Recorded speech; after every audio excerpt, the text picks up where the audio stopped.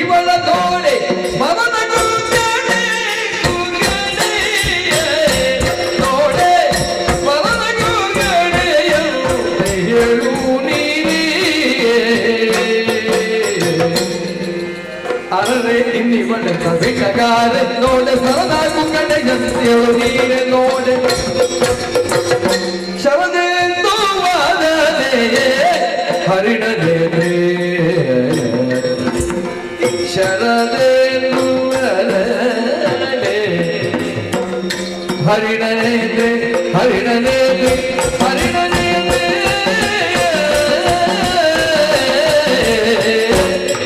ಇವ ಶರದೆಂದು ವಾದನೆ ಹರಿಣನೆ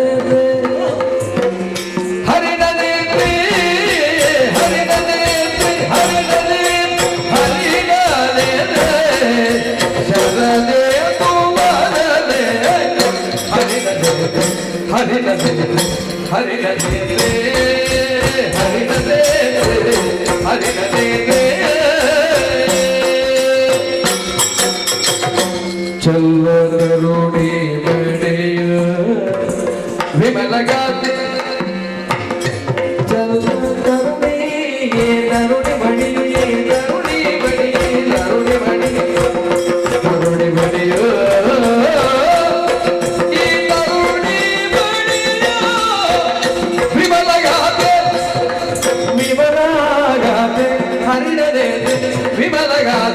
ಹರಿಣನೆ ಶರದೆಂದು ವದನೆ ಹರಿಣನೆ ತರುಣಿ ಮಣಿ ವಿಮಲಗಾತೆ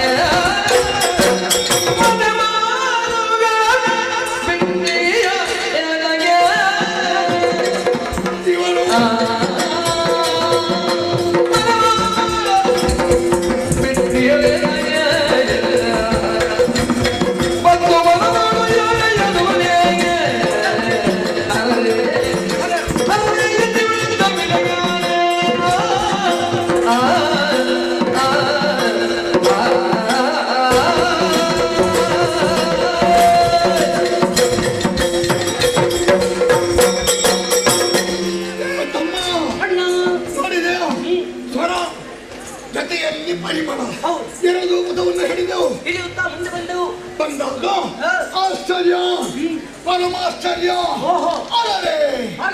ಚನ್ನಮಣ್ಣ ಬಾಯಿಂದ ಇಷ್ಟರವರೆಗೆ ಅರರೆ ಎನ್ನುವ ಉದ್ಧಾರ ಬಂದಿದೆ. ಇಂತಹ ಉದ್ಧಾರ ಮೊದಲಾಗಿ ಬಂದಿದೆ, ಬರಲಿಲ್ಲ, ಇಷ್ಟರವರೆಗೆ ಬರಲೇ ಈಗ ಬಂತು. ಯಾಕೆ ಬಂತು? ನಾವು ಕಂಡಂತಹ ದೃಶ್ಯ ಆಗಿದೆ. ಆಕಾಶದಿಂದಲೇ ಕೆಳಗಿಳಿದೆಯೇ ಮತ್ತೆ ಭಾಸವಾಗುತ್ತಾ ಇದೆ. ಎತ್ತರವಾದಂತಹ ಕದಂಬ ವೃಕ್ಷಕ್ಕೆ ಬೀಗಿದಂತಹ ಚಿನ್ನದ ಉಯ್ಯಾಲೆ, ರನ್ನದ ತೊಟ್ಟಿಲು, ಆ ತೊಟ್ಟಿಲಲ್ಲಿ ಓದುವಾಕೆ ಸರ್ವಾಂಗ ಸುಂದರಿಯವರು ಕುಳಿತು ಸ್ವೇತೆಯಿಂದ ಗಾನ ಹಾಡ್ತಾ ಇದ್ದಾಳೆ, ವೀಣೆಯನ್ನು ನುಡಿಸ್ತಾ ಇದ್ದಾಳೆ. ತಮ್ಮ ಕೋಟಿ ಸೂರ್ಯರೇ ಒಮ್ಮೆಲೆ ನೆರೆಗಿಳಿದು ಬಂದಂತೆ ಭಾಸವಾಗುತ್ತಾ ಇದೆ. ನೋಡಿದ್ಯಾ ಇವರ ಸೌಂದರ್ಯವನ್ನು? ನೋಡಿದ್ಯಾ? ಸರಿಯಾಗಿ ನೋಡಂತ ಒಮ್ಮೆ ಅಣ್ಣ, ಒಮ್ಮೆ ಸುತ್ತವನ್ನು ನೋಡು.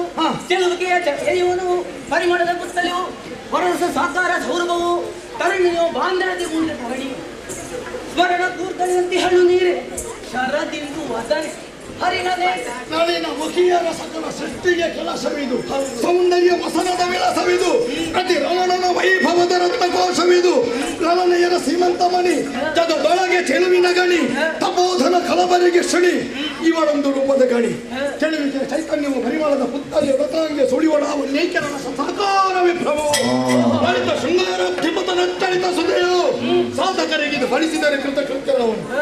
ತಮ್ಮ ಅಡಿಯಿಂದ ಮುಡಿವರೆಗೆ, ಬೆರಳಿಂದ ಕೊರಳವರೆಗೆ, ಕತ್ತಿಯಿಂದ ತುಟಿವರೆಗೆ ಒಮ್ಮೆ ನೋಡಿದ್ರೆ ಆಕರ್ಷಿಕಂತ ಸುಂದರಿ. ಹೌದು, ಉಂಗುರ ಹಾಕಿ ಉಂಗುರ ತೆಗೆಯಬಹುದು. ಅಷ್ಟು ಸುಂದರವಾಗಿದ್ದಾಳೆ. ದೇವತಾ ನಾರಿ ಎಂದು ಖಂಡಿತವಲ್ಲ, ಆಗಿರ್ಲಿಕ್ಕಿಲ್ಲ. ದೇವಾಂಗನೆಯರನ್ನು ನೋಡಿದವರು ನಾವಲ್ಲ, ನೋಡಿ ಮೈ ಮರೆತವರು ನಾವಲ್ಲ. ಆದ್ದರಿಂದ ಇವಳನ್ನು ನೋಡಿ ನಮ್ಮ ಚಿತ್ರಭ್ರಮಣೆ ಆಗಬೇಕಿದ್ರೆ ಇದರಲ್ಲಿ ಏನೋ ಒಂದು ವಿಶೇಷ ಇರಬೇಕು. ಅದಕ್ಕೆ ಬೇಕಾಗಿ ಮನೆ ಮಠಗಳನ್ನೆಲ್ಲ ಬಿಟ್ಟು ಬಂದಂತಹ ಇವಳು ಯಾರು ಯಾಕೆ ಬಿಟ್ಟಿದ್ದಾಳೆ ಎಂಬುದನ್ನು ತರ್ಕಿಸುವುದು ಬೇಡ, ನನಗಂತೂ ಬೇಕು. ಇವಳನ್ನು ಮಾತನಾಡಿಸುವುದಕ್ಕೆ ಅಷ್ಟು ಮುಂದೆ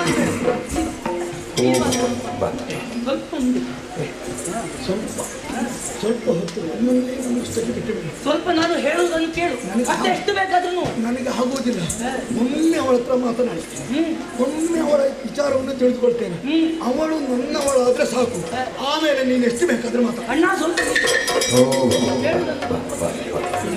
ಈ ಹಿಂದೆ ಬ್ರಹ್ಮದೇವರು ಕೊಟ್ಟಂತಹ ವರ ಹೇಗೆ ಹಾಗೆ ಎಷ್ಟು ವರದವರೆಗೆ ಬ್ರಹ್ಮಚಾರ್ಯವನ್ನು ಕಾಪಾಡ್ತಾ ಬರ್ತೀನಿ, ಅಷ್ಟರವರೆಗೆ ಮರಣದ ಭೀತಿ ಇಲ್ಲ ಎಂಬ ಹಾಗೆ. ಒಮ್ಮೆ ಹಾಕಿದ್ರೆ ಸರಿಯಾಗಿ ನೋಡಿ. ನಾನು ಹತ್ತಿರ ಹೋಗುವಾಗ ನಿನ್ನನ್ನು ನೋಡ್ತಾಳೆ, ನೀನು ಹತ್ತಿರ ಹೋಗಿ ನನ್ನನ್ನು ನೋಡ್ತಾಳೆ. ಇದರಲ್ಲಿ ನಾವು ಕಾಣಬಹುದು ಕಿರಿಗಣ್ಣಿನ ಸನ್ನೆಯಿಂದ ನಮ್ಮಿರುವರನ್ನ ಆಟವಾಡಿಸುವುದರ ಜೊತೆಯಲ್ಲಿ 3 ಲೋಕವನ್ನು ತನ್ನ ಅಂಕಿತದಲ್ಲಿ ಇಟ್ಟುಕೊಂಡು ತೂಗುತ್ತಾ ಇದ್ದಾಳ ಎಂಬ ಹಾಗೆ ಭಾಸವಾಗುತ್ತಾ ಇದೆ. ಹೀಗೆ ಚಂಚಲಾಕ್ಷಿಯೇ ಸರಿ. ಹಾಗಿದ್ರೆ ನಮ್ಮ ಬ್ರಹ್ಮಚಾರಿತ್ವಕ್ಕೆ ಧಕ್ಕೆಯನ್ನು ನಾವು ತರಬಾರದು. ನಮ್ಮ ಸದನದ ಭಾಗವನ್ನು ನಾವು ನಮಗೆ ನಾವೇ ತಟ್ಟಿಕೊಳ್ಳಬಾರದು. ಆದ್ದರಿಂದ ಬಿಟ್ಟು ಹೋಗುವುದಕ್ಕೆ ಮನಬಾರದು. ನಾನೊಂದು ತೀರ್ಮಾನಕ್ಕೆ ಬಂದಿದ್ದೇನೆ. ನಮ್ಮ ಒಡೆಯನಿದ್ದಾನೆ ಸೌಭಾಗ್ಯ, ಆತನಿಗೆ ಅನುರೂಪವಾದಂತಹ ಕನ್ಯೆ ಹೀಗೆ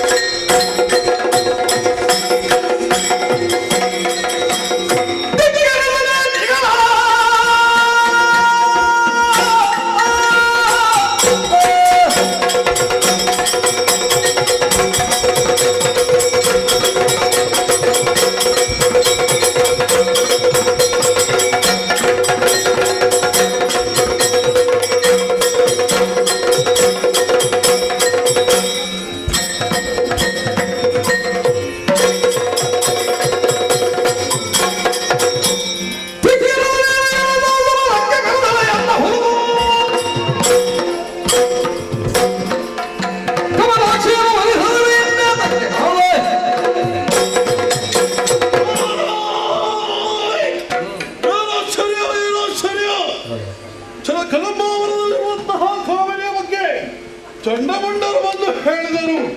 ಆವಾಗಲೇ ಆ ತರುಣಿಯನ್ನು ನನ್ನವಳಾಗಿ ಮಾಡಬೇಕು ಎನ್ನುವಂತಹ ಕಾರಣದಿಂದಲೇ ಸುಗ್ರೀವನನ್ನು ಕಳುಹಿಸಿಕೊಟ್ಟರೆ ಸಂತಾನವನ್ನು ಮುರಿಡುತ್ತಾರಂತೆ. ಇನ್ನು ತಾಳ್ಮೆ ಇಲ್ಲ. ಯಾರಲ್ಲಿ ದುರ್ಲಕ್ಷ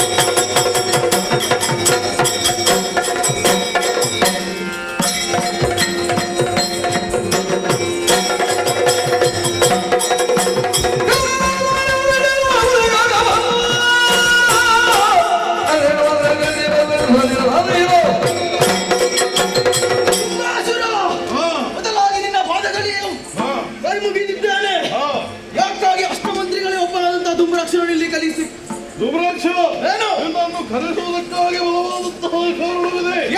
ಪರಂಬಾವರದಲ್ಲಿರುವಂತಹ ಕಾವೇರಿಯನ್ನು ನಾನು ಬಯಸಿದ್ದೇನೆ. ಆಕೆಯನ್ನು ಹೋಗಿ ಎಳೆದು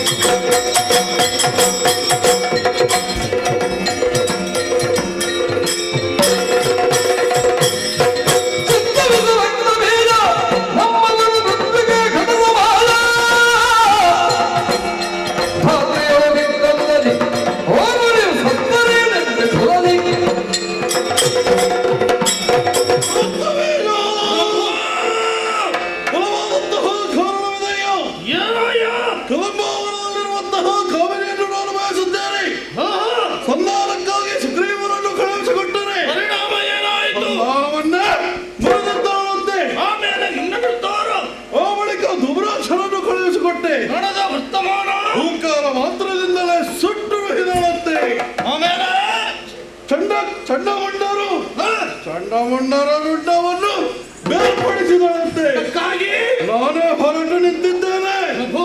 ಏನು ದೇವಿಯ ಅನುಭವನಾಗಿ ಸಂಬಂಧದಲ್ಲೇ ನಿಮ್ಮ ಅಳಿಯನಾಗಿ ಖಂಡಿತ ಒಂದು ಮಾತನ್ನು ಹೇಳಲೇ ಅವಕಾಶ ಉಂಟು.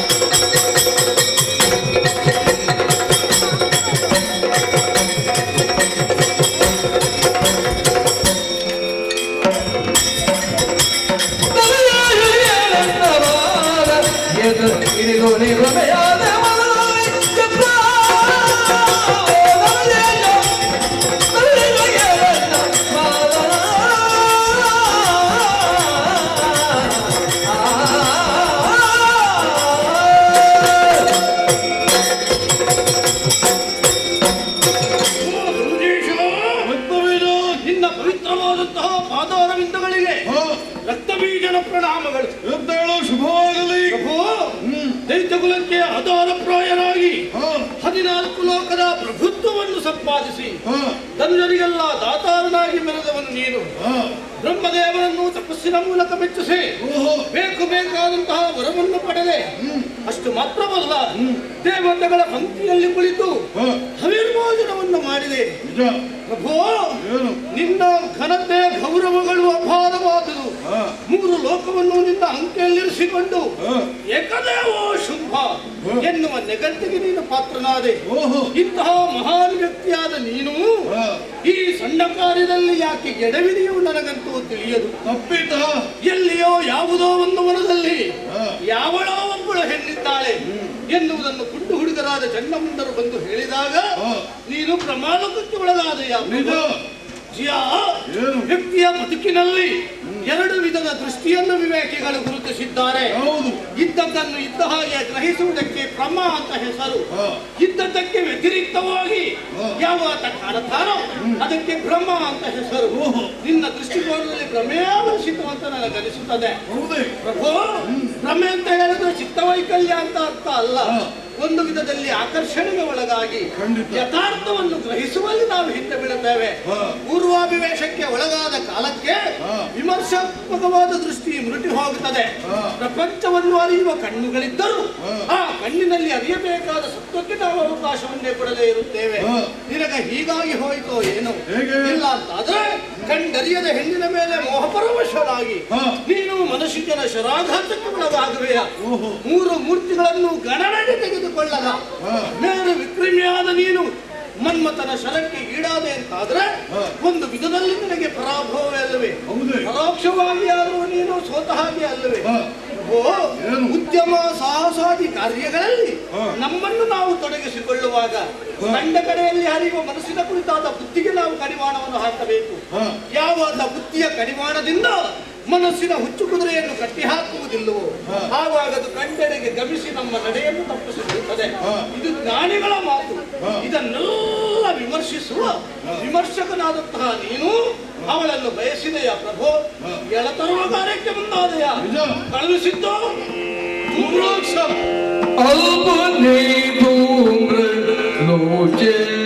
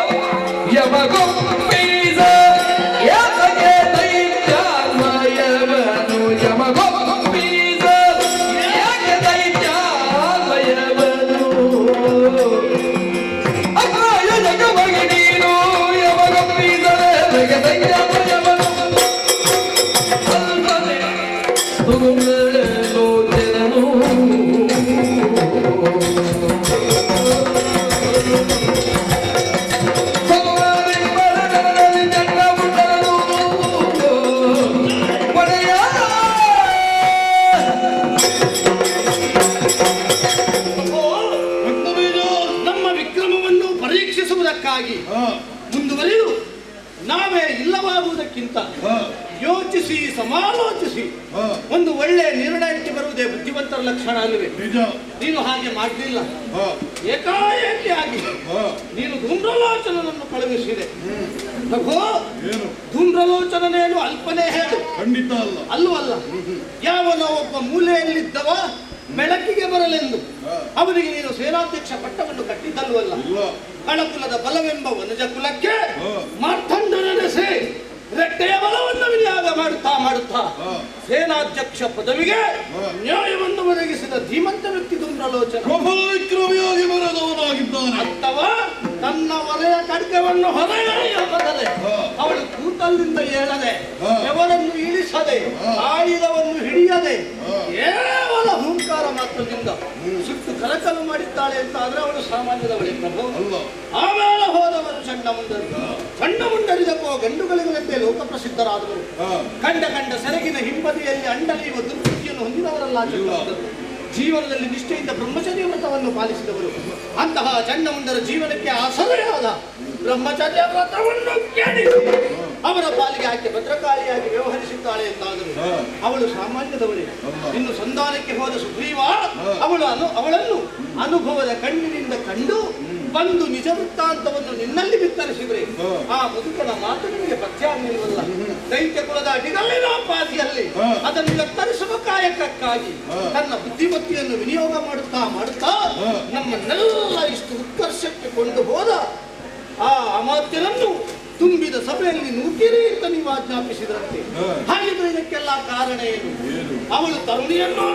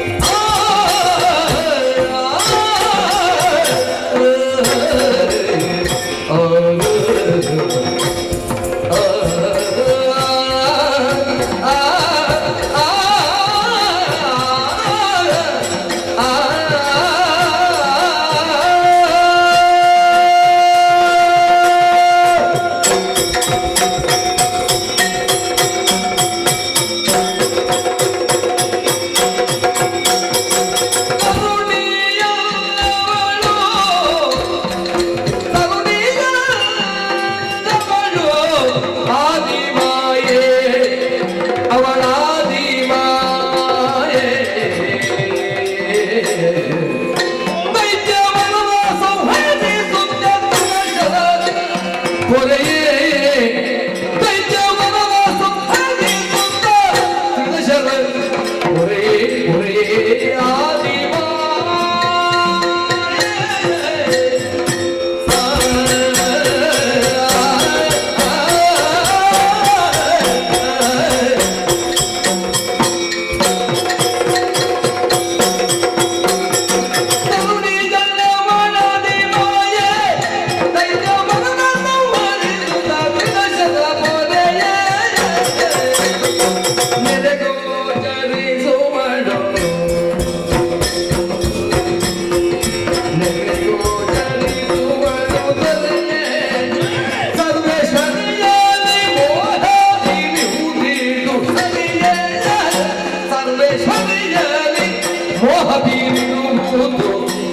ಸರಿಯೇ ಸರಿಯೇ ಸರಿಯೇ ದೊರೆಯೇ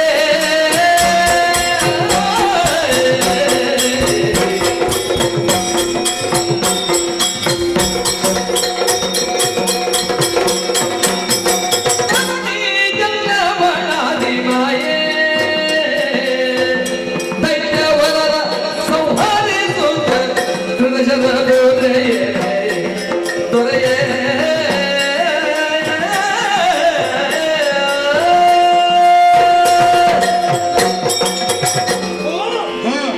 ಕದಂಬ ಕಾಂತಾರದಲ್ಲಿರುವ ಒಬ್ಬಳಾಕಿಯನ್ನು ನೀನು ಹೆಣ್ಣೆಂದು ತರ್ಕಿಸಿದೆ. ನಿಜ. ನೋಡಿದವರಾದ ಪ್ರಭೋ ಚಂಡಮುಂಡರಲ್ಲವೇ? ಪ್ರಭೋ, ಈ ಪ್ರಪಂಚದಲ್ಲಿರುವ ಯಾವ ಹೆಣ್ಣನ್ನೇ ಆದರೂ ಹೆಣ್ಣೆ ಎಂದು ಕಾಣುವ ಕಣ್ಣೇ ಇಲ್ಲ ಚಂಡಮುಂಡರಿಗೆ. ಹೌದೇ? ಹೆತ್ತ ತಾಯಿ ಕೂದಕ್ಕಿಂತ ಹೆಣ್ಣನ್ನು ಬೇರೆಯಾಗಿ ಕಾಣದೇ ಇರುವಂತಹ ಚಂಡಮುಂಡರು ಅವಳನ್ನು ನೋಡಿದರು. ನಿಜ. ನೋಡಿದ್ದು ಸುಳ್ಳೆನ್ನಲಾದ ಪ್ರಭು, ಹಾ, ಹಾಗೆಂದು ಅವರು ಕಾಣಲಿಲ್ಲ. ಹೌದೇ? ಅವರು ಆಡಿದ್ದನ್ನು ನೀನು ಕೇಳಿದೆ, ಹಾ, ನೀನು ಕಂಡೆಯೋ? ಇಲ್ಲ, ನೀನು ಕಾಣಲಿಲ್ಲ. ಇಲ್ಲ. ಹಾಗಾಗಿ ಅವಳನ್ನು ತರುಣಿ ಅಂತ ನೀನು ಭ್ರಮಿಸಿದೆ. ಅವರು ಹೇಳಿದ್ದನ್ನು ನಾವು ನಂಬಿದೆ, ವರಿಸುವ ಮನ ಮಾಡಿದೆ. ಹಾ. ಇದು ಸರಿಯೇ ಪ್ರಭು? ಅವಳು ತರುಣಿ ಖಂಡಿತ ಅಲ್ಲ. ಹೌದೇ? ಭಯವನ್ನು ಹುಟ್ಟಿಸುವಂತಹ ಅರಣ್ಯದಲ್ಲಿ ಹಾ. ಅವಳು ಅಭಯಳಾಗಿ ಹಾ. ಆನಂದದಿಂದ ಇದ್ದಾಳೆ ಎಂದಾದರೆ ಹಾ. ಅವಳು ಮೃಣ್ಮಯಳಲ್ಲ ಪ್ರಭು, ಅವಳು ಚಿನ್ಮಯಳು. ಹೌದೇ? ಆ ಸುಕ್ರಾಮುಖ್ಯರ ಗುರಿಯಿಂದ ಮಹೀಭಾರತರನ್ನು ಪುಂಜಿಸಲೆಂದೇ ಹಾ. ನಿರಾಕಾರಳಾಗಿದ್ದವಳು ವನದಲ್ಲಿ ಸಾಕಾರಗೊಂಡಿದ್ದಾಳೆ. ಹಾ. ಪ್ರಭೋ, ಯೋಚಿಸು. ಏನು? ಈ ಪ್ರಪಂಚದ ಸಕಲ ಆಗುಹೋಗುಗಳನ್ನು ಕಾಣುತ್ತಾ ಹಾ. ವ್ಯವಸ್ಥೆಯನ್ನು ನಿಯಂತ್ರಣಗೊಳಿಸುವ ಉದ್ದೇಶದಿಂದಲೇ ಕಾಣಿಸದೇ ಇರುವ ಶಕ್ತಿಯೊಂದಿದೆ ಎನ್ನುವುದನ್ನು ನಾವು ಒಪ್ಪಲೇಬೇಕಾಗುತ್ತದೆ. ಹಾ. ಪ್ರತ್ಯಕ್ಷವಲ್ಲ ತನ್ನು ಒಪ್ಪುವ ಬುದ್ಧಿಯುಳ್ಳವರು ನಾವಲ್ಲವೇ? ಹಾ. ಆ ಕಾರಣದಿಂದಲೇ ಬ್ರಹ್ಮಾದಿ ದೇವತೆಗಳ ಅಸ್ತಿತ್ವವನ್ನು ನಾವು ಒಪ್ಪಿದೆವು. ಹಾ. ಅವರ ಮುಂಭಾಗದಲ್ಲಿ ಶಿರಚಾಚಿದೆವು. ಅಮೂರ್ತವಾದದ್ದನ್ನು ಮೂರ್ತವನ್ನಾಗಿ ಅಂಗೀಕರಿಸಿದ ತಪಸ್ಸುಗಳು ನಾವಲ್ಲವೇ ಪ್ರಭು? ಹಾ. ಅಮೂರ್ತವಾದದ್ದೊಂದಿದೆ ಎನ್ನುವುದನ್ನು ನಾವು ಒಪ್ಪುವುದಾದರೆ ಹಾ. ಅದು ಆಯಾಯ ಕಾಲಕ್ಕೆ ಮೂರ್ತವಾಗಿ ಬರುತ್ತದೆ ಎನ್ನುವುದನ್ನು ನಾವು ಒಪ್ಪಲೇಬೇಕಾಗುತ್ತದೆ.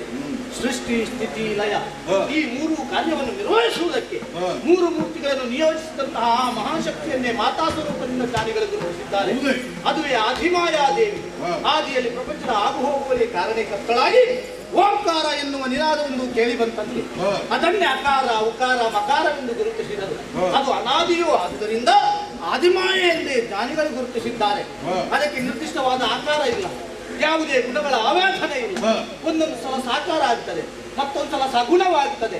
ಎಲ್ಲಿ ಧರ್ಮ ಗ್ಲಾನಿ ಉಂಟಾಗುತ್ತದೆಯೋ, ಹಾ. ಎಲ್ಲಿ ದೇವತೆಗಳು ಕಣ್ಣೀರಿಸುವ ಬಗೆಯೇ ಆಗ್ತದೆಯೋ, ಹಾ. ಆವಾಗ ಮರೆಯ ಮಹಾಚೇತನವನ್ನು ಸಾಕಾರಗೊಂಡು ತನ್ನನ್ನು ತಾನು ತೊಡಗಿಸಿಕೊಂಡಂತಹ ಕಥೆ ನಮಗೆಲ್ಲ ತಿಳಿದಿದೆ. ಹಾ. ಪ್ರಭು, ಮಾಯಾ ಎಂದರೆ ಯಾ ಮಾ ಎನ್ನುವುದು ಅದರ ನಿಷ್ಪತ್ತಿಯಂತೆ. ಹಾ. ಯಾ ಮಾ ಇತಿ ಸಾ ಮಾಯಾ. ಯಾವಳು ತಾಯಿಯಾಗಿದ್ದಾಳ ಅವಳೇ ಮಾಯೆ, ಅಂದರೆ ಜಗನ ತಾಯಿ ಎಂದು ಅರ್ಥ. ಈ ಪ್ರಪಂಚವನ್ನು ಯಾವಾಕೆ ತೂಕ ಮಾಡ್ತಾಳೋ ಅವಳನ್ನೇ ಮಾಯೆ ಎನ್ನುವುದು ಪ್ರಭು.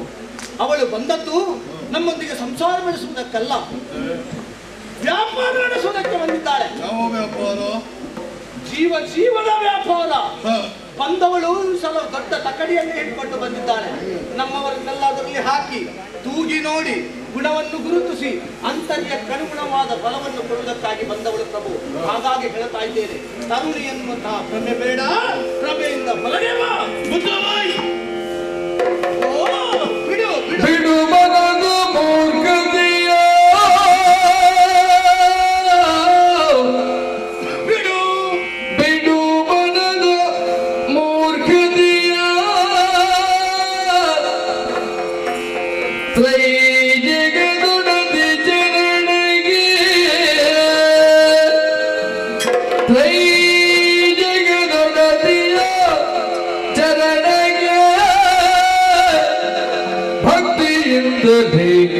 ಒಡಮಡುದ ಒಡತಿ ಚರಣಗೆ ಭಕ್ತಿಯಿಂದಲಿ ಒಡಮಡುತ್ತ ಪಡೆದವಳ ಕಾರುಣ್ಯದಲ್ಲಿ ಪಡೆದವಳ ಕಾರುಣ್ಯದಲ್ಲಿ ಧಾತ್ರಿಯಲಿ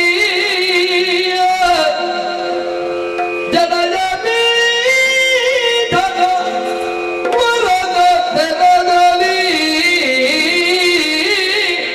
ಜನಜ ಪೀಠದ ವರದ ತೆರದಲ್ಲಿ ಪಡೆದು ಸುಖವನ್ನು ಬಾಳುವುದೆನುವುದರಿ ನುಡಿ ನೀತಿಯ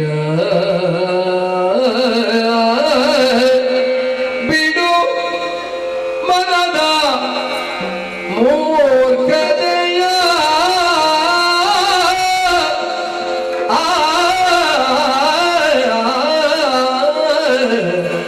ಬಿಡು ಮನದ ಮೂರ್ಖತೆಯ ಧನುಜೇಯ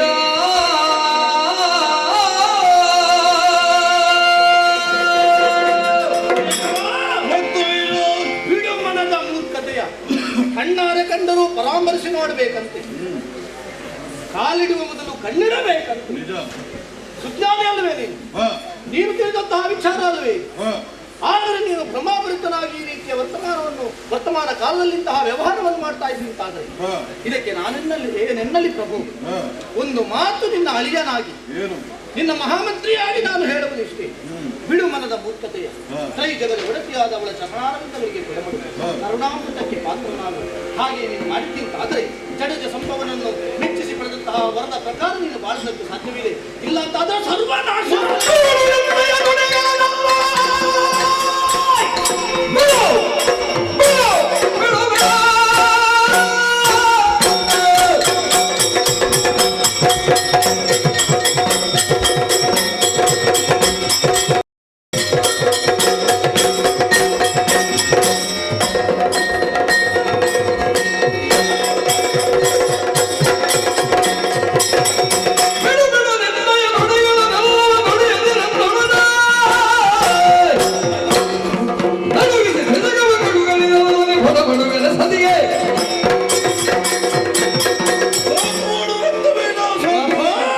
ತಂಗಿಯ ಮಗನನ್ನುವಂತಹ ಮಮಕಾರದಿಂದ ಮಾತಾಡೋಕೆ ಅವಕಾಶವನ್ನು ಕೊಟ್ಟರೆ ಮಾವನೆನ್ನುವ ಕಾರಣಕ್ಕಾಗಿ ನಾನು ಮಾತನಾಡಿದೆ ಯಾರನ್ನಾದರೂ ಮಾತನಾಡಬೇಡ.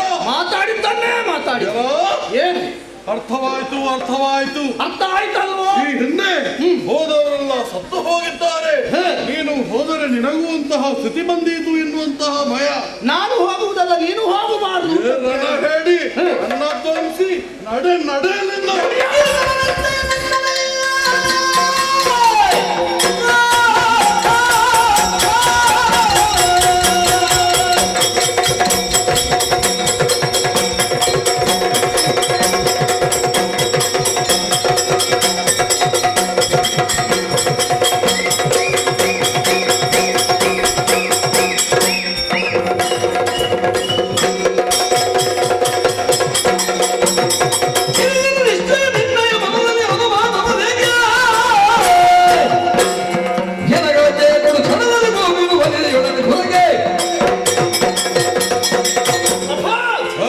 ನಾನು ಸಾಯ್ತೇನೆ ಎನ್ನುವ ಭೀತಿಯಿಂದ ಹಾ, ಹಿತ ವಿಚನಗಳನ್ನಾಡಿದ್ದಲ್ಲ ಮತ್ತೇನು? ನೀನು ಉಳಿಯಬೇಕು ಎನ್ನುವಂತಹ ಆ ಆಸೆಯಿಂದ ಈ ಹಿತವಚನವನ್ನು ನಾಡಿದೆ ಹಾ.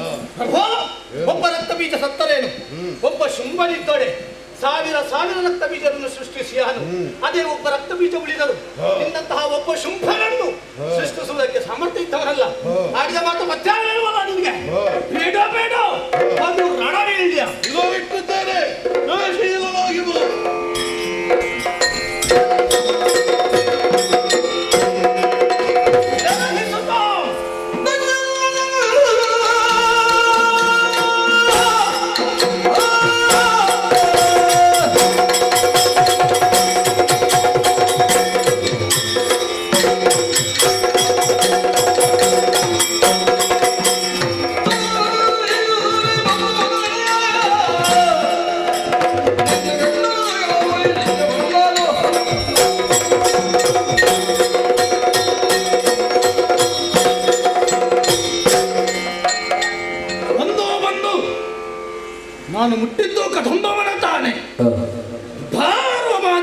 ಕಾಣ್ತಾ ಇದೆ. ಇದಂತಹ ಭಯಂಕರವಾದ ಕಾಡು. ಈ ಪ್ರಪಂಚದಲ್ಲಿರುವ ಕಾಡು ಮೇಡುಗಳನ್ನು ತಿಳಿಯದಿದ್ದವನೇನು ಈ ರಕ್ತ ಬೀಜನಲ್ಲ. ಆದರೆ ಇಂತಹ ಗೊಂಡಾರಣ್ಯವನ್ನು ನನ್ನ ಕನಸಿನಲ್ಲಿಯೂ ನಾನು ಕಂಡಿರಲಿಲ್ಲ. ಇದು ಕಾಡಲ್ಲ, ಮೃತ್ಯುಕೂಪ ಎನ್ನುವುದರಲ್ಲಿ ಅನುಮಾನವೇ ಇಲ್ಲ. ಸರಿ ಸರಿ ಸರಿ, ಈ ಪ್ರಪಂಚದಲ್ಲಿ ಕದಂಬವನ ಎನ್ನುವಂತಹ ಒಂದು ವನವಿದೆ ಎನ್ನುವುದನ್ನು ಹೇಳಿ ಕೇಳಿ ನಾವು ತಿಳಿದವರೇ ವಿನಃ ಕಣ್ಣಾರೆ ಕಂಡವರು ಯಾರೂ ಇಲ್ಲ. ಇಲ್ಲಿಗೆ ಬರುವುದಕ್ಕೆ ಯಾರಿಗೂ ಸಾಧ್ಯವೂ ಇಲ್ಲ. ಇದು ದೇವಭೂಮಿಯಾಗಿದೆ. ಇಂತಹ ಕ್ಷೇತ್ರಕ್ಕೆ ಮನೋವೇಗದ ಬಲವುಳ್ಳ ಕಾರಣ ಚಂಡಮುಂಡರು ಕಾಲು ಉರಿದರು. ಅವರ ಆಗಮನವೇ ದಾನವರಾದ ನಮ್ಮೆಲ್ಲರ ಆಗಮನಕ್ಕೆ ದಾರಿ ದೊರೆಯಿತು. ಹಾಗೆಂದು ಆಗಮನಕ್ಕೆ ದಾರಿ ದೊರೆತದ್ದೇ ವಿನಃ ನಿರ್ಗಮನಕ್ಕೆ ದಾರಿ ದೊರೆಯಲಿಲ್ಲ. ಏನೋ ದೇವಿಯ ಸಂಕಲ್ಪದಂತೆ ಸುಗ್ರೀವನೊಬ್ಬ ಹಿಂದೆ ಹೋಗಿದ್ದಾನೆ. ಇಂತಹ ಗೊಂಡಾರಣ್ಯದಲ್ಲಿ ಒಬ್ಬಳಾಕೆ ಇದ್ದಾಳೆ ಎನ್ನುವುದನ್ನು ಚಂಡಮುಂಡರು ಬಂದು ಆಡಿದಾಗ ನಂಬುವುದು ಕಷ್ಟ ಸಾಧ್ಯವಾಗಿತ್ತು. ಪ್ರಾಜ್ಞನಾದಂತಹ ಸುಗ್ರೀವ ಪ್ರತ್ಯಕ್ಷವಾಗಿ ಕಂಡ ಮೇಲೆ ನಂಬುವುದು ಅನಿವಾರ್ಯವಾಯಿತು. ಅವಳಂತೂ ಜಗದಾದಿರಕ್ಷಕಿ ಎನ್ನುವುದನ್ನು ನಾನು ಅರ್ಥ ಮಾಡಿಕೊಂಡಿದ್ದೇನೆ. ಹಾಗಾಗಿ ಅವಳನ್ನು ಕಾಣುವುದಕ್ಕೆ ಬಂದಿದ್ದೇನೆ. ಆಶ್ಚರ್ಯ, ಪರಮಾಶ್ಚರ್ಯ. ಎತ್ತ ನೋಡಿದರತ್ತ ಕತ್ತಲೆಯ ಮೊತ್ತವೇ ಸುತ್ತಿಕೊಡಬೇಕಾದಂತಹ ಕಾನನವಿದು. ಇಂದು ಕೋಟೆ ಸೂರ್ಯನ ಪ್ರಭೆ ಗೋಚರವಾಗುತ್ತಾ ಇದೆ. ಒಂದೆಡೆಯಲ್ಲಿ ಹಾವು ಮುಂಗುಸಿಗಳ ಜೊತೆಯಾಟ, ಇನ್ನೊಂದೆಡೆಯಲ್ಲಿ ಕಾಗೆ ಕೋಗಿಲೆಗಳು ಒಂದೇ ಗೂಡಿನಿಂದ ಹರಿ ಹೋಗ್ತಾ ಇದ್ದಾವೆ. ಹಾಗಿದ್ರೆ ಇಲ್ಲಿ ಸತ್ಶಕ್ತಿ ನೆಲೆಯಾಗಿದೆ ಎನ್ನುವುದೇ ಸತ್ಯ. ಎಲ್ಲಿದ್ದಾರೆ ನೋಡ್ತೇವೆ.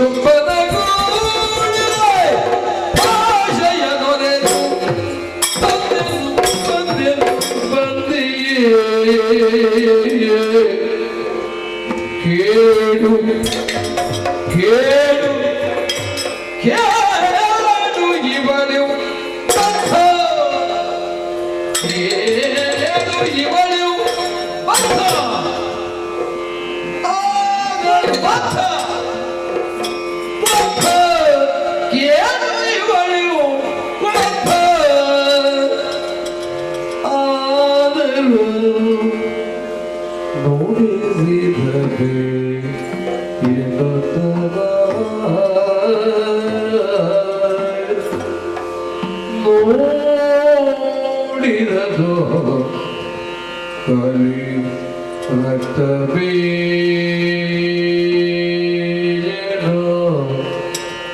ಕಾಡ ಕರ್ಮದಿ ಕುಳಿತ ದೇವಿಯನು ನೋಡಿದನು ಕಲಿ ರಕ್ತಬೀಜನು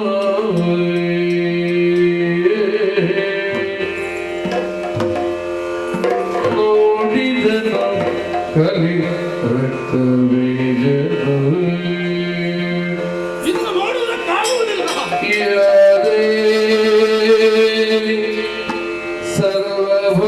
ಸರ್ವಭೂತೇಷು ಮಾತೃರೂಪೇಣ ಸಂಸ್ಥಿತಾ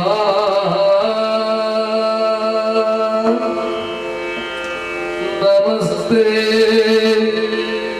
ನಮಸ್ತಸ್ಯೈ ನಮಸ್ತಸ್ಯೈ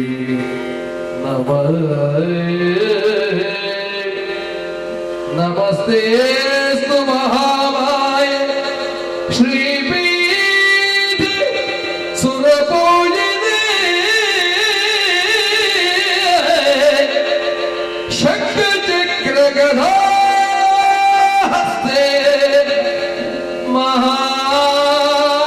ಮಹಾಲಕ್ಷ್ಮೀ ನಮೋಸ್ತುತೆ ನಮೋಸ್ತುತೆ ನಮೋಸ್ತುತೆ ಜಯ ಜಯ ಜಯ ಜಯ ಜಯ ಜಯ ಜಯ ಜಯ ಜಯ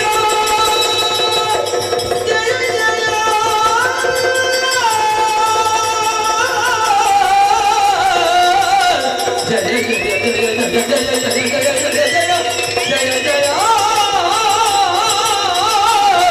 ನೋಡಿಗನು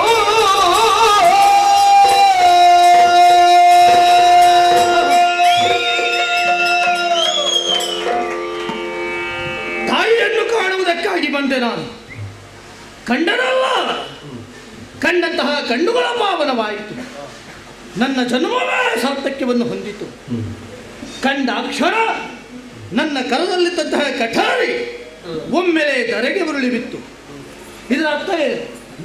ತಾಯಿಯನ್ನು ಕಾಣುವುದಕ್ಕೆ ಬರುವಾಗ ಕಠಾರಿ ಅವಶ್ಯಕತೆ ಉಂಟೆ? ಇಲ್ಲ ಎನ್ನುವುದು ಇದಕ್ಕೆ ಸೂಚ್ಯ ಅಲ್ಲವೇ? ಅಮ್ಮನನ್ನು ಕಾಣ್ತಾ ಇದ್ದಂತೆ ಒಮ್ಮಿಂದೊಮ್ಮೆಲೆ ನಾನು ಮೂರ್ಛಿತನಾಗಿ ಹೋದೆ. ಹೆತ್ತವೇ ಯಜ್ಞಿಸಿದ ಹಾಗಾಯಿತು. ಎದ್ದು ಕಣ್ತರೆದು ನೋಡಿದ ಹೆತ್ತವೇ ಅಲ್ಲ, ಜಗದವೇ, ಜಗಜ್ಜನನಿ. ಹಾಗಾಗಿ ಇವಳನ್ನು ನೋಡಿದೆ ನೋಡಿದೆ ನೋಡಿದೆ ನೋಡಿದನು ಕಲಿರಕ್ತ ಬೀಜ. ಇದರ ಅರ್ಥ ಏನು? ನನ್ನಲ್ಲಿ ಕಲಿತನ ಉಂಟು, ಸಾಮರ್ಥ್ಯ ಅಧಿಕವಾಗಿದೆ ಎನ್ನುವುದೇ? ಖಂಡಿತವಾಗಿಯೂ ಅಲ್ಲ. ಇದನ್ನೆಲ್ಲ ನೋಡಿ ನೀನು ಕಲಿರಕ್ತ ಬೀಜ, ನೀನು ಕಲಿತದ್ದು ಕಡಿಮೆಯಾಯಿತು. ನನ್ನ ಬಗ್ಗೆ ಇನ್ನೂ ನೀನು ಕಲಿಯುವುದಕ್ಕಿದೆ, ಇನ್ನೂ ನೀನು ತಿಳಿಯುವುದಕ್ಕಿದೆ ಎನ್ನುವುದನ್ನು ತಾಯಿಯೇ ಸೂಚಿಸಿದ ಹಾಗುಂಟು. ಹಾಗಾಗಿ ಅಮ್ಮನನ್ನು ನಖಶಿಕಾಂತವಾಗಿ ಗಮನಿಸುತ್ತಾ ಇದ್ದೇನೆ. ನೋಡಬಹುದೇ ಅಮ್ಮನ ತನುವಿನಲ್ಲಿ ಏಕಾದಶ ರುದ್ರರು, ದ್ವಾದಶಾದಿತ್ಯರು, ಮನುಮುನಿಗಳು, ಋಷಿಗಳು, ಮುಕ್ಕೋಟಿ ಸುರರೆಲ್ಲ ಐಕ್ಯಗೊಂಡಿದ್ದಾರೆ. ಅಂದ್ರೆ ಏನರ್ಥ?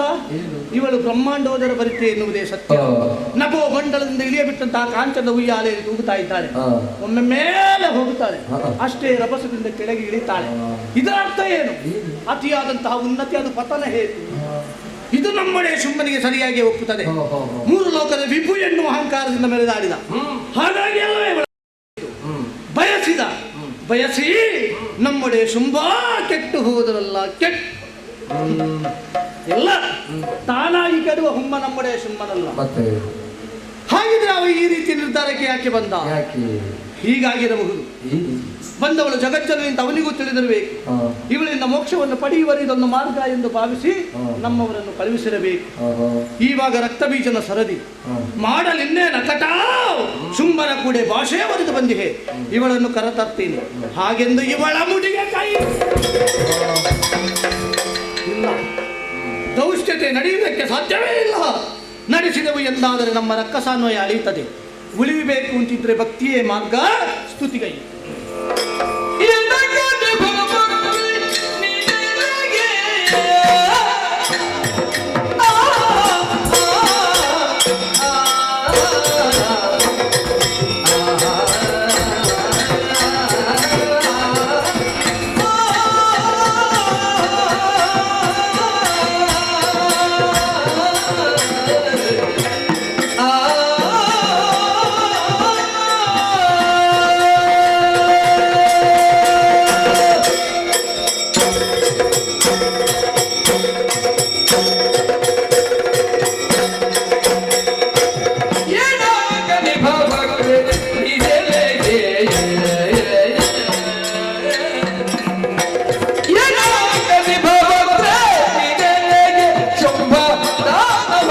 ಬಯಸಿದರೆ ಶುಂಭ ಬಯಸಿದರೆ ಸಾಲು ರಗದಿ ಬೋಲಿಸದೆ ಶೌರ್ಯದಿಂದಲೇ ಸಾಲು ರಾಗದಲ್ಲಿ ವರಿಸದೆ ಶೌರ್ಯದಿಂದಲೇ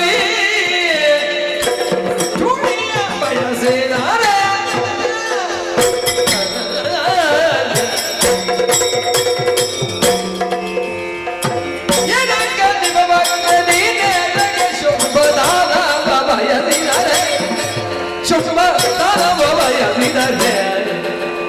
ಸಾಲೋಲಯದಿ ಬರಿದರೆ ಜೌರ್ಯದಿಂದಲೇ ತುಣಿಯ ಬಯಸಿದರೆ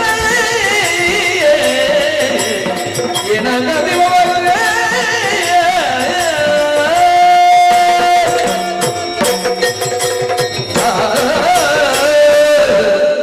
ಸರ್ವಸ್ವರೂಪೇ ಸರ್ವೇಶೇ ಸರ್ವಶಕ್ತಿ ಸಮನ್ವಿತೆ ಭಯಭ್ಯಸ್ತ್ರಾಹಿನೋ ದೇವಿ ದುರ್ಗೇ ದೇವಿ ನಮೋಸ್ತುತೆ.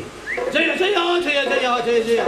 ಅಮ್ಮ, ಇದೋ ನಿನ್ನ ಪಾದಾರವಿಂದಗಳಿಗೆ ಶುಂಭನ ಮಾತನಾದಂಥ ರಕ್ತಬೀಜನ ಪ್ರಣಾಮಗಳು. ಆಯೇ, ನಿನ್ನನ್ನು ಕಾಣುವ ಆಸೆಯಿಂದ ಬಂದೆ. ಆಸೆಯೆಲ್ಲವೂ ಸಾಕಾರಗೊಂಡಿತಮ್ಮ. ಕಂಡ ಮೇಲೆ ಪೂರ್ಣಚಂದ್ರನಿಗೆ ಹೋಲಿಸಬೇಕು ಅಂತ ಮನಸ್ಸಾಗುತ್ತದೆ. ಅಮ್ಮ, ಪೂರ್ಣಚಂದ್ರನಲ್ಲಾದರೂ ಕಲೆ ಎನ್ನುವ ಕೊರತೆಯನ್ನು ಕಾಣಬಹುದಂತೆ. ನಿನ್ನ ಮುಖದಲ್ಲಿ ಎಲ್ಲಿನಿತು ಕಲೆಯ ಕೊರತೆ ಇಲ್ಲವಮ್ಮ.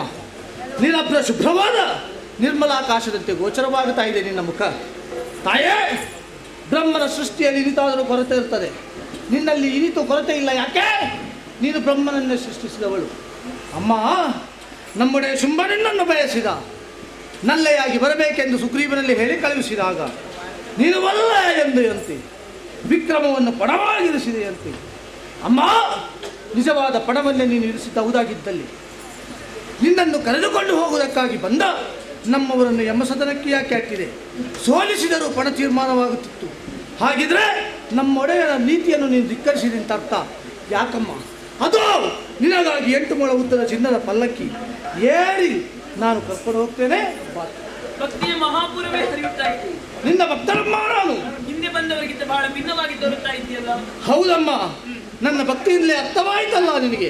ನಿನ್ನನ್ನು ಹುಮ್ಮನೆನ್ನಲೋ ಪ್ರಾರ್ಥನೆನ್ನಲು ನಿನ್ನ ಭಕ್ತನಾದಂತಹ ರಕ್ತಬೀಜ ಹುಮ್ಮನಾಗುವುದಕ್ಕೆ ಸಾಧ್ಯ ಉಂಟೆ? ಅಲ್ಲಿಗೆ ಬಳ್ಳಿ ಮಾಮರವನ್ನೇ ಅಪ್ಪುದು ಬಿನ ಹೊಂಗಾರಿನ ಮರವನ್ನಲ್ಲವಲ್ಲ. ನಮ್ಮಡೆ ಶುಂಭಾವ ಶ್ರೀಗಂಧದ ಮರ ತಾಯಿ. ನೀರಿಗೆ ಬಿದ್ದಾಗ ನಾರುವುದು ಸ್ವಾಭಾವಿಕ ತಾನೆ. ಅದೇ ನೀರಿನಿಂದ ಮೇಲೆ ತೆಗೆದು ಅದಕ್ಕೆ ಸ್ವಲ್ಪ ನೀರು ಹಾಕಿ ತೇಯಿದ್ರೆ ಸುಗಂಧ ಹೊರಬರುವುದಿಲ್ಲ. ತೇಯುವುದಕ್ಕಾಗಿ ನಾನು ದುರವನ್ನು ಸಾರಿದವಳು ರಕ್ತಬೀಜ.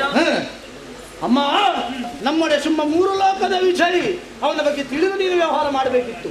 ಸಾವಿರವಂತಹ ಶುಂಭರಿಗೆ ಅಷ್ಟು ಅಹಂಕಾರವಿರಬೇಕಾದ್ರೆ 1000ದ ಒಂದಾಗಿರುವಂತಹ ನಾನೆಷ್ಟು ವಿಜೃಂಭಿಸಬೇಕು. ಬ್ರಹ್ಮದೇವನನ್ನು ತಪಸ್ಸಿನ ಮೂಲಕ ಮೆಚ್ಚಿಸಿ ಸಾವನ್ನು ಗೆದ್ದಿದ್ದಾರೆ ನಮ್ಮೊಡೆಯ. ಹಸಿವು ದೃಶ್ಯ ನನ್ನಲ್ಲಿಯೂ ಅಧಿಕವಾಗಿದೆ. ಅದಕ್ಕೆ ಬೇಕಾದಷ್ಟು ನಮ್ಮ ಪುರದಲ್ಲಿ ಉಂಟು.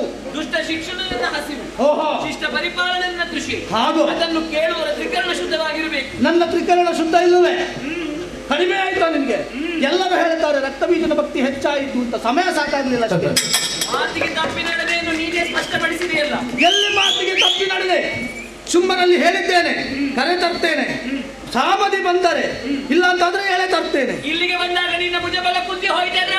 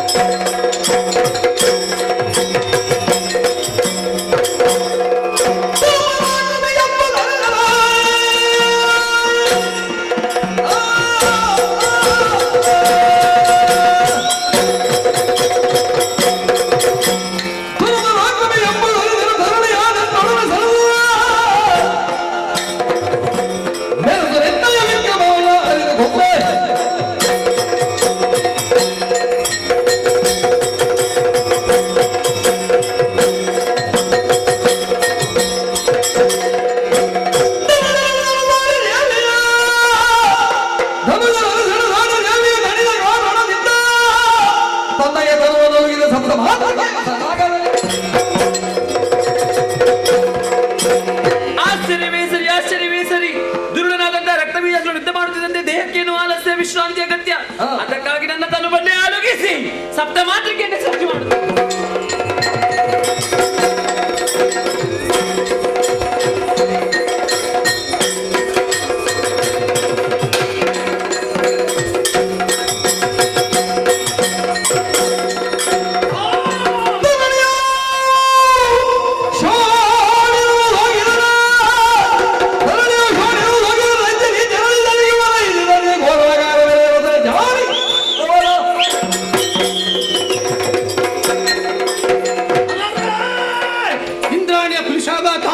ಮೊಸಲು ಹೊಡೀತಾ ಇದೆ. ಬ್ರಹ್ಮದೇವನ ಬರಬೇ ಹೀಗೆ ತೊಟ್ಟು ರಕ್ತ ಬಿದ್ದರೆ ಕೋಟಿ ರಕ್ತ ಬೀಜ ಆದ್ರೂ ಹುಟ್ಲಿ.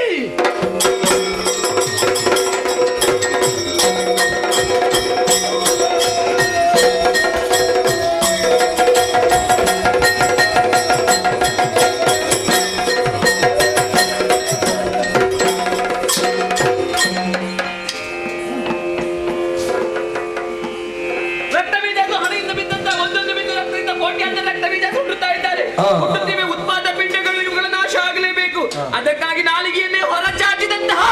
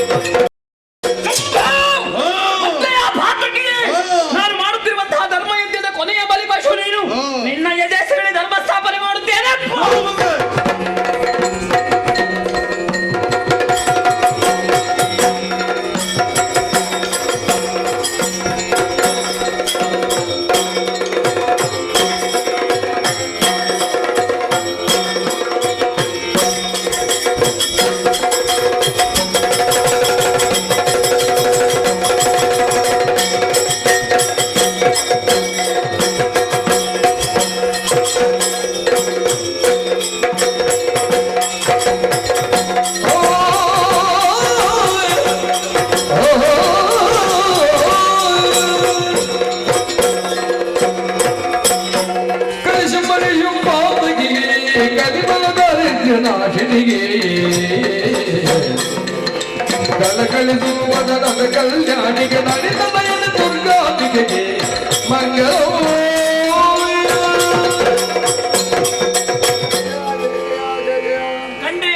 ಕಂಡೆಯ ಸುರನಾದ ದೈತ್ಯರ ರುಂಡವಾದ ಸಂಗ್ರಾಮದಲ್ಲಿ ಭೂಮಂಡಲಕ್ಕೆ ಕೆಳಹಿಡಿದ ಹದನವ ಚಂದವಾಗಿ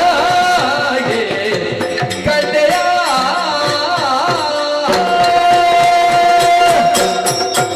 ಸುರಬಲಿಯೇ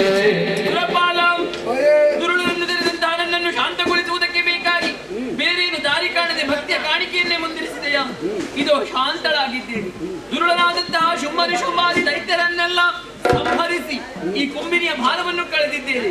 ಇದುವೇ ನನ್ನ ಲೀಲೆ, ಇದುವೇ ನನ್ನ ಮಹಿಮೆ, ಇದುವೇ ನನ್ನ ಮಹಾತ್ಮೆ, ಇದುವೇ ದೇವಿ ಮಹಾತ್ಮೆ. ಸುರಪಾಲ, ನಾಕದ ಪೀಠ ಬರಿದಾಗಿದೆ, ಹೋಗಿ ಧೈರ್ಯದಿಂದ ನಾಕವನ್ನಾಡು. ಕಷ್ಟ ಬಂತು ಎಂದಾದಲ್ಲಿ ಇನ್ನು ಮುಂದೆ ನಾನು ನಿನಗೆ ಈ ರೂಪದಲ್ಲಿ ಗೋಚರಿಸುವವಳಲ್ಲ. ಮುಂಬರುವಂತಹ ದ್ವಾಪರಾಯುಗದಲ್ಲಿ ಶ್ರೀಕೃಷ್ಣನಿಗೆ ಭಗಿನಿಯಾಗಿ ಅಮರದಲ್ಲಿ ಮಾಯಿ ಎನ್ನುವಂತಹ ಹೆಸರಿನಿಂದ ಮುಹೂರ್ತ ಕಾಲ ಮಾತ್ರ ಗೋಚರಿಸಲಿಕ್ಕಿದ್ದೇನೆ. ಮಾತ್ರವಲ್ಲ, ರಣಕ್ಷೇತ್ರ ತಲೆಮರೆಸಿಕೊಂಡು ಹೋಗಿದ್ದಾನೆ ದುರುಳನಾದಂತಹ ಅರುಣಾಸುರ. ಅವನ ವಧೆಗೆ ಬೇಕಾಗಿ ಮುಂಬರುವಂತಹ ಕಲಿಯುಗದ ಆದಿಯಲ್ಲಿ ಮತ್ತೆ ನಾನು ಭ್ರಮರಾಂಬಿಕೆಯಾಗಿ ಆವಿರ್ಭವಿಸುವವಳಿದ್ದೇನೆ. ಅಲ್ಲಿಯವರೆಗೆ ನೀವೆಲ್ಲವರು ವರ್ತಿಸಿ ಮೆಚ್ಚಿಸಿ ಕೃತಾರ್ಥರಾಗಿರಿ. ಅದು ತನಕ ಈ ಮಣಿದ್ವೀಪದಲ್ಲಿ ತ್ರಿಪುರಾಂಬಿಕೆಯಾಗಿ ನೆಲೆಗೊಳ್ಳುತ್ತೇನಂತೆ. ಅಂತರ್ಧಾನಳಾಗುತ್ತೇನೆ, ಅಂತರ್ಧಾನಳಾಗುತ್ತೇನೆ,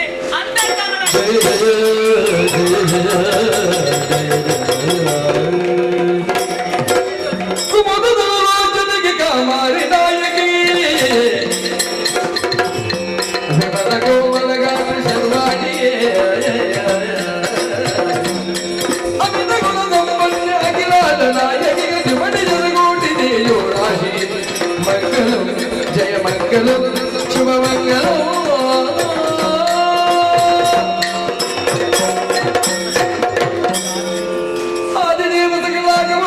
ಯಾದವ ಕುಲಮೋಹನ ವೇಣು ನಾರಗಲಿರುವುದು ಭೇಂಕರ ವೇಣು ನಾರಾಯಣ ಭೇದ ಭವ